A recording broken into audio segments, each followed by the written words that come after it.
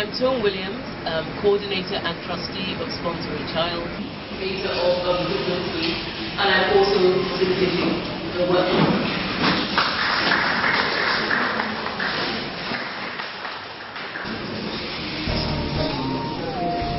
We're a 10-year-old charity. We started in 2003, so I suppose that makes us almost 11. But we were registered on the 23rd of April 2004. So we're here to learn how to self-audit our institutions and write reports based on the audit using the Good Home Guide, one of the 5 manuals making up the Good Home Quality Service Advocacy Scheme. Child-friendly is a phrase that's bandied around and no one really knows what it means. What is a child-friendly institution? Our culture and heritage respect for all. We realize that people are practicing without any knowledge of policy, necessary compliance. It's not all the time that we accept their decision. That is a major issue. Under discipline, number one, we don't feed children. And the most important Not interesting. We are please, when you just listen to it, it's very simple. Legal social worker, you should familiarize yourself with the Nigerian constitution, the child rights act. So for you to even be an advocate for a child, you should know the rights of the child, your own rights, and then wherever you're advocating for. So that's just basically the rule.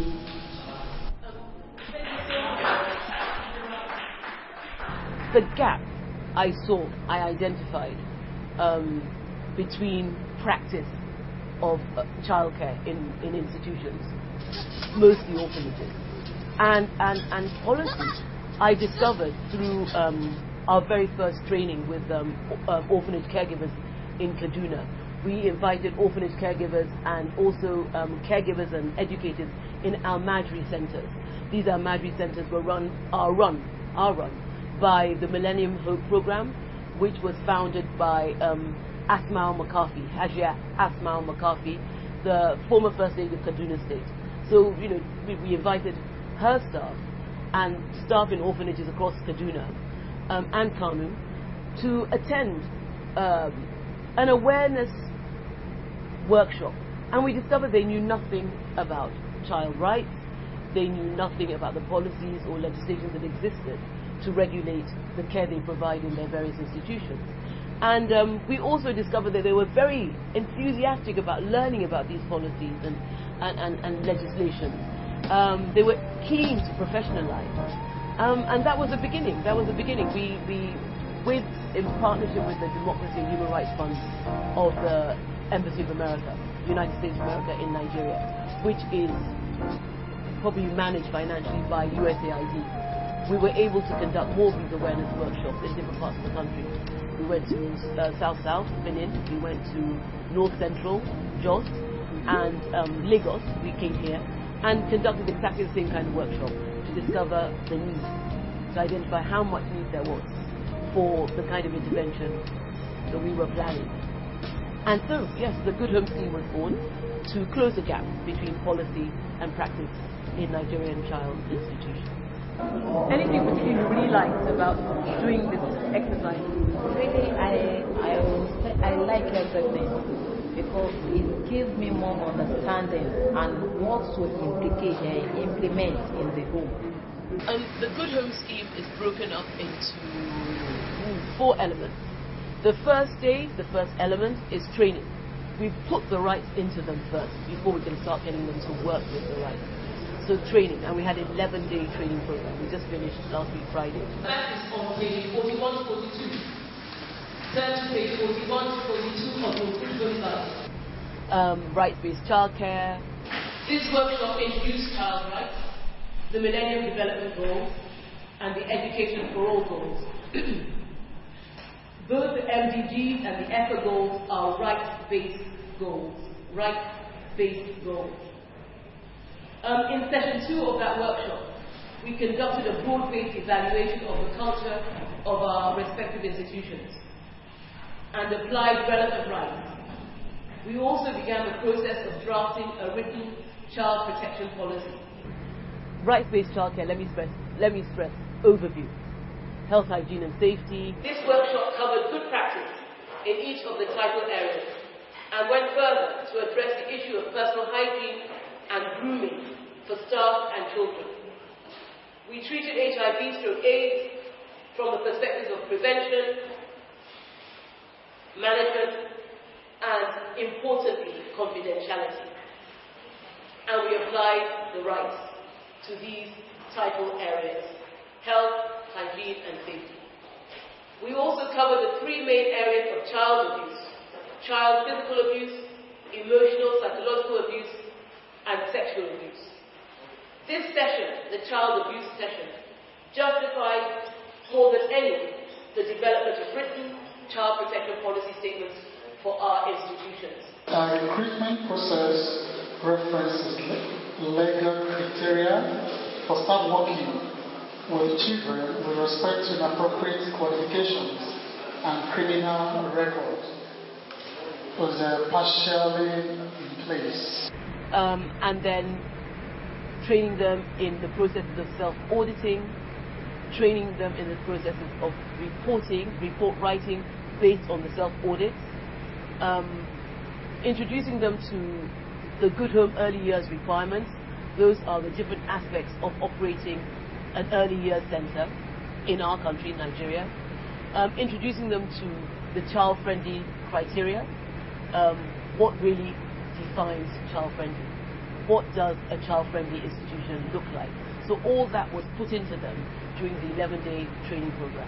If the institution is already fairly rights compliant, they're doing quite well already in some key areas, and they say to you that now you tell me about this thing, I realize it's important. We haven't planned it, but it's something we will look into. You can give them a while, because from the evidence, so many other things are in place. From the evidence, it's likely that they will start to plan it. Although policy of involving children in the formulation of child protection policies are partially in place, but we are proud to say that proper measures are already in place to enhance their participation in this respect.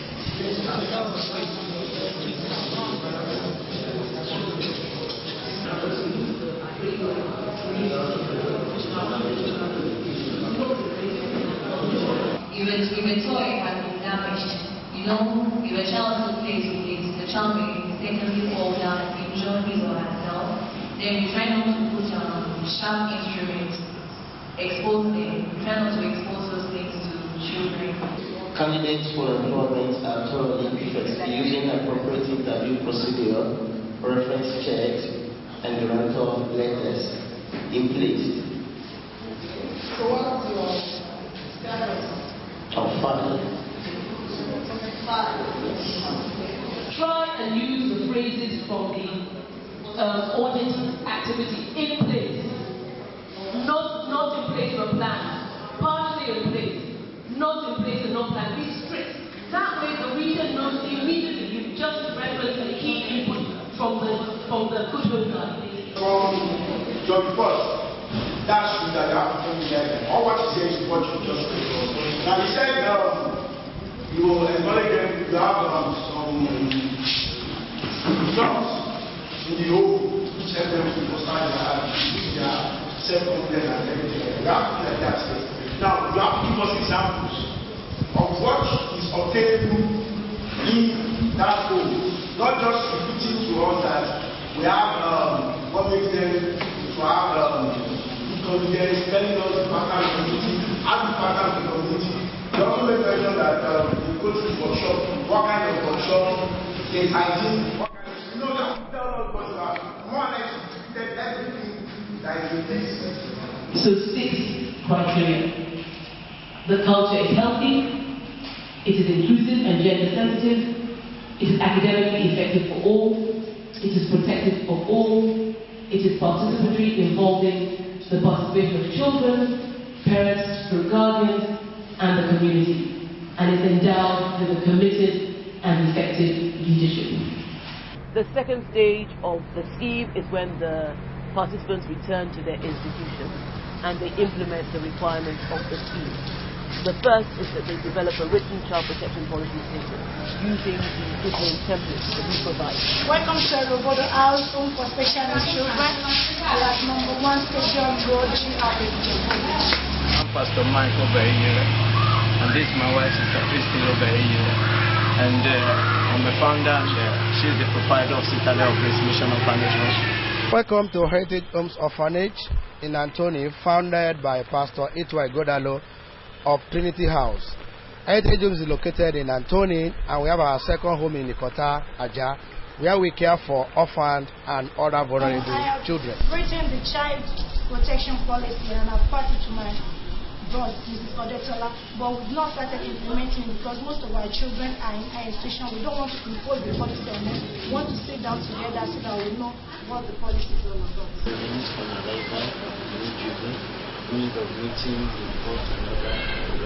Record of cooperation with government agency, e.g. local government, state government, inspectorate, availability of parental education program.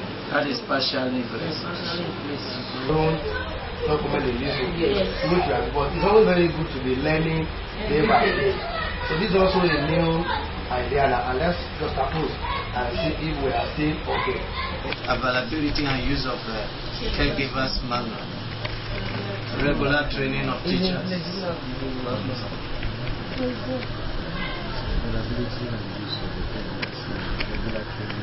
We have the manual, we've been using it. What we have been doing, we are digging soon into bedside practices.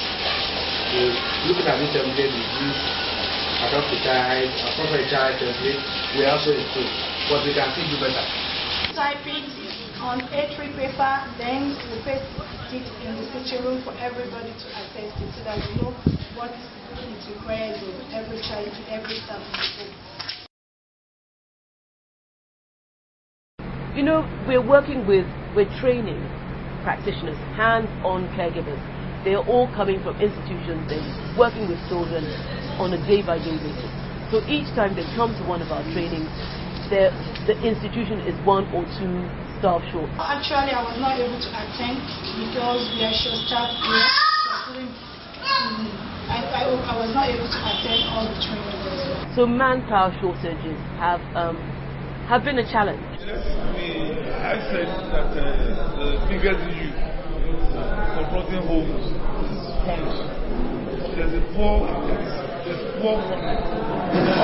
I said that when we move from cultural practice, child rights law as seen in all communities of the world, and Nigerians also joining the Western world in upgrading homes, in upgrading practices of homes. Streamlining it with child rights law operations all over. The biggest issue is that the transition brought a lot of stress on them. Because one, there's no funding as it's done in other communities of the world. They have invented many ways of taking care of children in the Western world, and they want us to go that way. But they have not invented the investment. The challenges, I wouldn't say are too much. I'll just say a few of them. Many of these schools don't have social work educated. They don't even know what social work is all about. So, when you come to them and tell them social workers are supposed to be doing this and that, they feel that the system does not even have social work implemented in it. And they don't really know much of social work. But then working with them has been, I'll say, fun. It's been good because I didn't know much about self-work. I didn't even know anything about self-work. But this workshop training has given me a great insight as to how to self-audit agencies, if given the opportunity to actually work with them. I hasten to say that the third representative from orphanages has been the child. We invited children to participate. We have 20 spaces on the court for 20 children.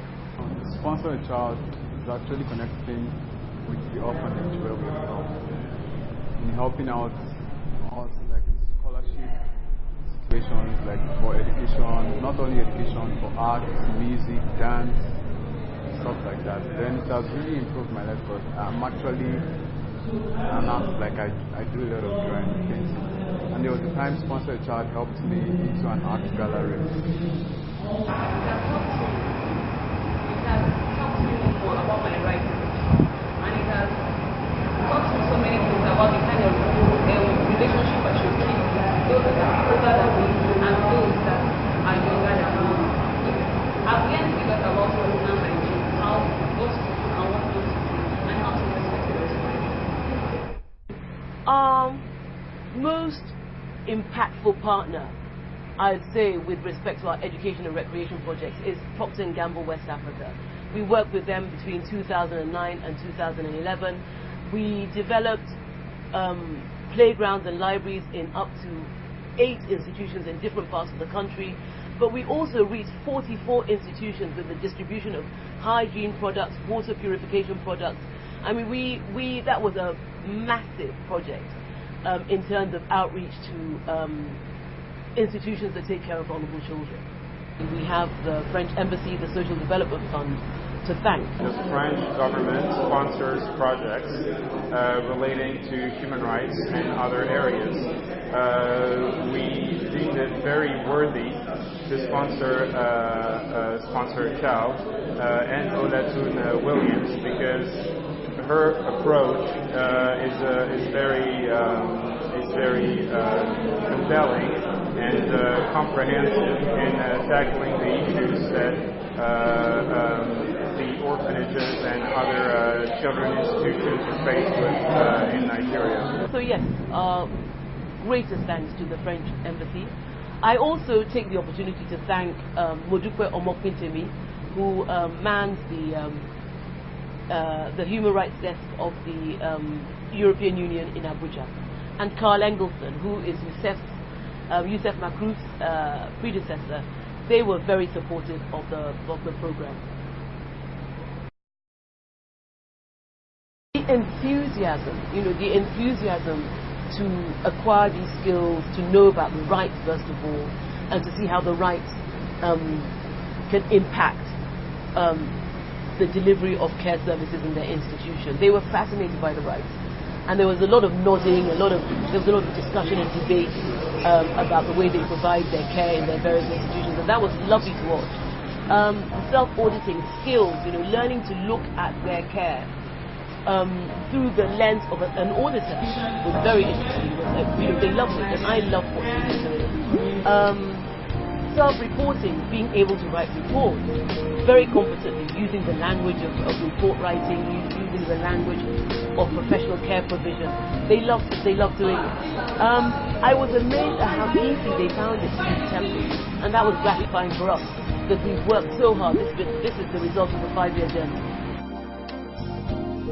Rollout. We're hoping for rollout across the country. We've targeted Lagos with this pilot project. We've targeted Lagos State, Ogun State, and Oyo State. But we weren't able to target them comprehensively. We only had space for 35 institutions. So there's still more institutions in these various states for us to target. Working with them has been a great experience. We actually started the virtual training sometime in July. And I think this is another session.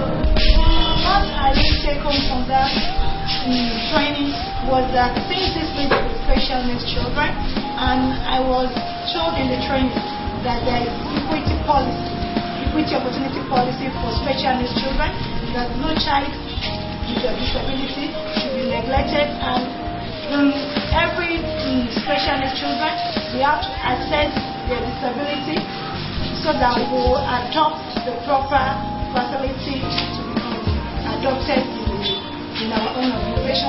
Also, we should seek for doctors' reports, we should seek for training on special needs, we should seek for other things that will help the special needs children to move on in life so that they will not be neglected. Sponsor a Child would like to see the provision of childcare in all child institutions in this country grounded in the rights of our children. We'll finish what we start and use the tools that enable you to do the work properly. It's not a place now, then we'll plan for it.